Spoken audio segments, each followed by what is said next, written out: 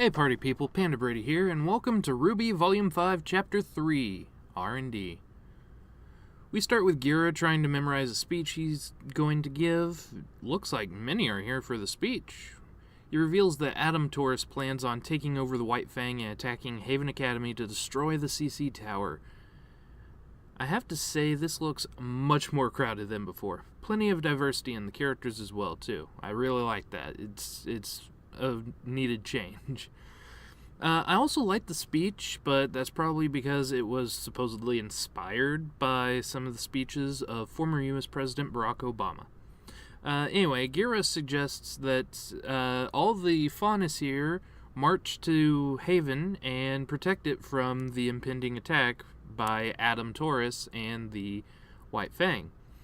Ilya shows up and tries to sway the crowd to fight for the White Fang instead. Sun attacks Ilya, but she runs off.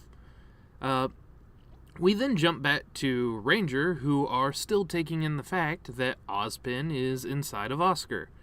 This is where the ships start getting ridiculous.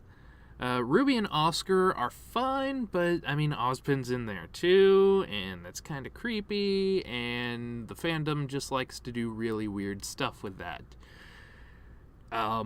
But I digress.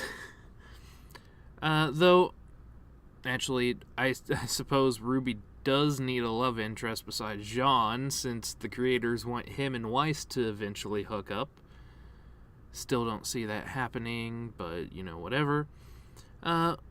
Oscar lets Ozpin take over for a little bit, and he explains that he's been around for thousands of years and keeps coming back by having his soul merge with other people after he dies that think like him.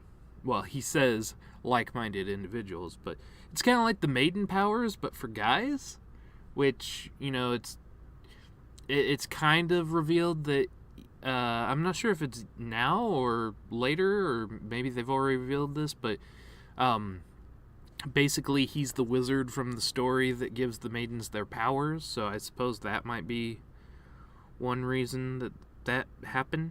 Anyways, apparently the gods who left Remnant and don't care about the planet anymore cursed Oz for not defeating Salem a long time ago.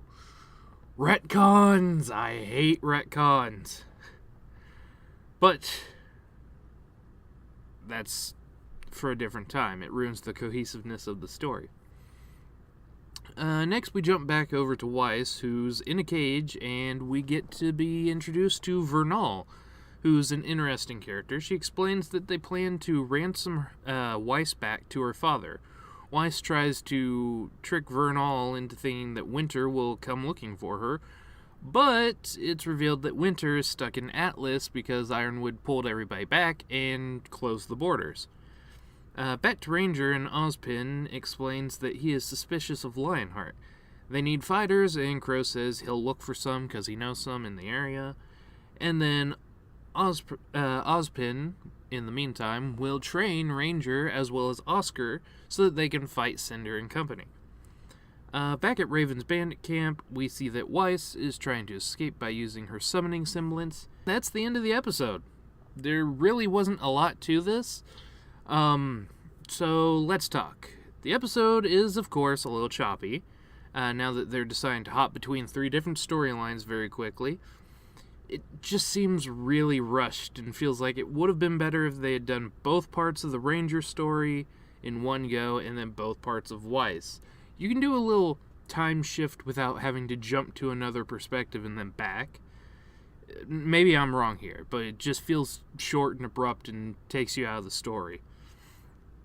As far as lore goes, it seemed like they fixed the whole Menageries Crowded thing, but it's a press meeting. Of course it's crowded. Then we have the retcon towards the gods. Originally, Dark Brother and Light Brother hated each other. Light made something, Dark tore it down. Light made something, Dark tore it down. Light said, "Hey Dark, you want to make something with me?" After Dark had made the Grimm. And then Light and Dark made humans, and then they just leave Remnant. That was it.